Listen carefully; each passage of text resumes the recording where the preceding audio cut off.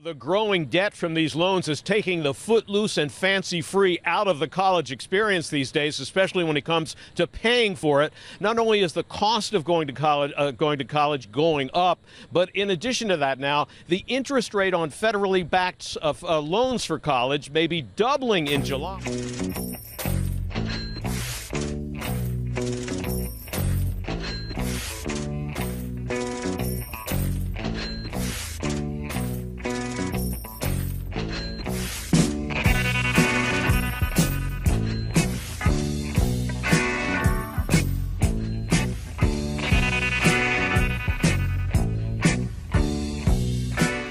With the cost of college skyrocketing and more than half of recent college graduates jobless or underemployed, many are now asking, is a college degree worth it? If you look at the overall earnings that somebody with a college degree has versus a high school degree, it's almost $1 million difference, $2.4 million over a lifetime versus 1.3. And I think, yes, and that's yet, but those graduates leave college with a mountain of debt. Economists say college is worth the skyrocketing cost.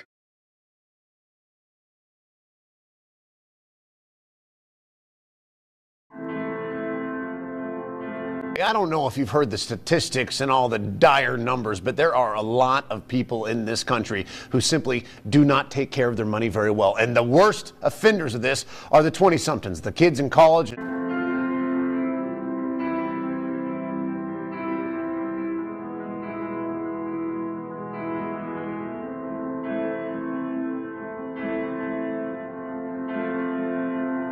Properly prepared for the real world. So I graduated with a high GPA and a low credit score. Low credit score. And that really, I think, can cause more problems than a lot of people realize. I mean, what are some of the problems that happen from having bad credit? Well, actually, it does cause more problems than people realize. And the reality is it kept me out of my job of choice, my dream job, honestly. The reality was that I did everything right academically, but I didn't recognize that the way that I was handling or mishandling my money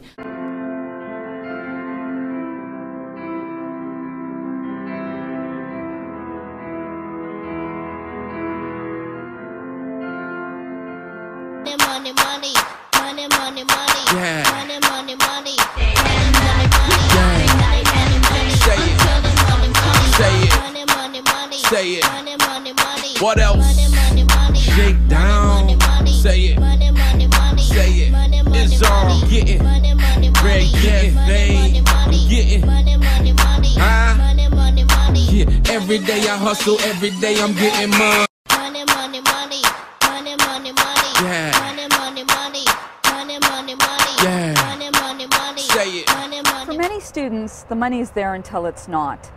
And that's usually because things end up costing a lot more than they thought it would. Students sometimes plan on help, financial help from their family or other sources, but these things sometimes fall through. And they even have good intentions around planning or budgeting, but they don't always track all the right pieces. And that makes it really hard to get a good handle on your cash flow. Joshi cautions against racking up credit card debt to cover expenses or looking to cash advances or payday loans to cover debts, because that will only lead to more debt, higher interest payments, and bigger headaches. How to live on a budget. Step 1. Add up all your income. Step 2. Divide the total by the number of months it took you to earn it. The result is your monthly income. Step 3. Add up your essential monthly expenses like food, rent, transportation, and personal necessities. Step 4.